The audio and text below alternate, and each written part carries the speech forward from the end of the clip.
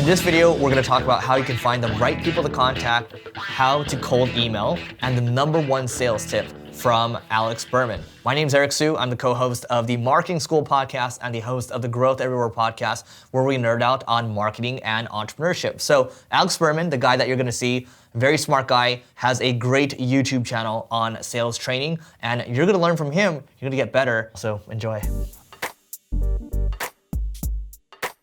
The first thing I like to do is think about cold emails as the recipient. All of us have received cold emails in the past, and it's pretty obvious when you receive a bad cold email why it's bad. A couple things hit you right away. One, when you look into your Gmail inbox, you'll see the subject line. Two, you'll see a little bit of the first line of the email. And those two things will make you decide whether to delete that email or whether to open it. So the first thing to do is to make sure the subject line is at least neutral. That's why I like generic subject lines. I'm a big fan of Hi from Alex. I'm a big fan of Quick Question. The one that performs the best for us at Experiment 27 is question about, and then their company name. So like question about Tide or question about General Electric. The reason why those generic subject lines work is because they don't turn somebody off. If you had pitched your product in that subject line, there's a much higher chance you're gonna get deleted, which means they're not even gonna read the body of the email. The second thing is that first line of the email needs to be very specific towards their business. I like to use a compliment. So I might say something like, hey Mark, came across agency name, congrats on working with Power Rangers.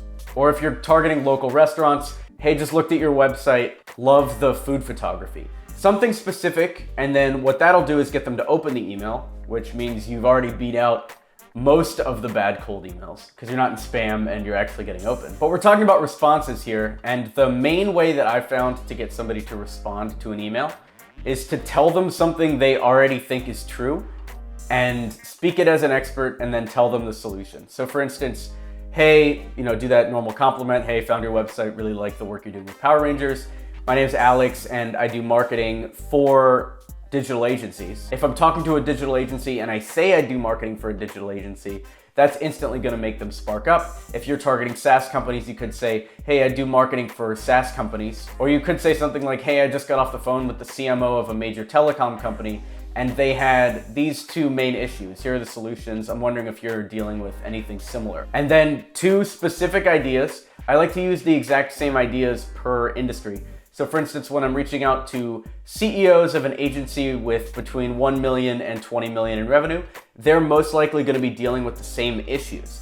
Where if I was reaching out to the CMO of that same type of company, they might have different issues. And those two issues only come from talking to your customers. A good example of this is I just got off a coaching call with somebody who sells Facebook ads in the e-commerce space. And in his idea email, the main things he was pointing out, #1 was that Facebook ads with videos sell worse sometimes than Facebook ads with still images. So he recommended testing both. And that is a very niche, very specific idea. Coming up with those is how you get responses. Then finally ending each email with a call to action. Let me know if you find this interesting. Would love to hop on a call with you and discuss further. Would you mind if I sent over a few times? The call to action doesn't really matter as long as it is a question they can understand that ends with an actual question mark. You'd be surprised how many emails go out that end in periods. It goes back to putting yourself in the shoes of your customer and who would you rather buy from? So for instance, if you're the CEO of a major company, let's say you're T-Mobile, huge enterprise company, would you buy Facebook ads from somebody? Or would you delegate that decision to a CMO? Would that CMO delegate that decision to another director of marketing, maybe director of marketing paid acquisition, something like that. So thinking about that decision-making tree at the target company is the main way that I find titles to go after. And then from there, it's using LinkedIn to identify the target customer. Typing in director of marketing T-Mobile, for instance, will bring up a list of people. And then it's going back to those assumptions to find which of these right targets is the one that's gonna buy from you. So for instance, there's a director of media and marketing at T-Mobile. Probably a better fit than director of field sales at T-Mobile. But if you're selling a product that benefits the field sales team, that would be better. So for each specific company, especially if you're targeting someone like the Fortune 500, it's worth doing this deep dive specifically. Otherwise, if you don't want to do all of this research, the quickest way is to start with the CEO, email them. If they don't get back within 2 weeks, then go down one level, email the director of marketing. If they don't get back within 2 weeks, then go to the next level. I do not recommend sending multiple emails to the same company at the same time, because that is a quick way to get written off by that entire company.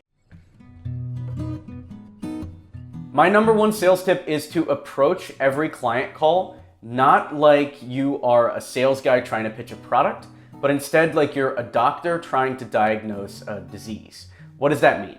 So for instance, when I am on a sales call and we sell marketing services for agencies at Experiment 27, I'm talking to an agency owner.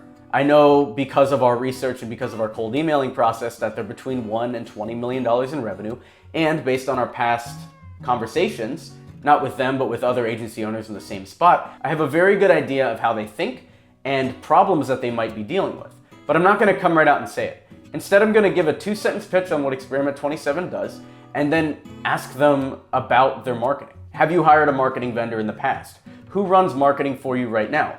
Do you have key performance indicators set up? Questions that don't lead them towards a specific answer, but do give me a better idea of what they need. I know your sales managers might have given you scripts or key points to hit, but the easiest way that I found to sell anything is to listen to a question, think of a case study that you might have in your head that relates to it, and then answer the question based on your past experience. So if they say, as an example, oh, we've run all of our marketing internally this entire time and it's just me who runs the marketing, I could say something like, that happens in a lot of agencies. The one founder tries to take on marketing and also sales and also do production, and it slows everything down. I know a ton of marketing agencies where based on their client results, you'd think they were crushing it.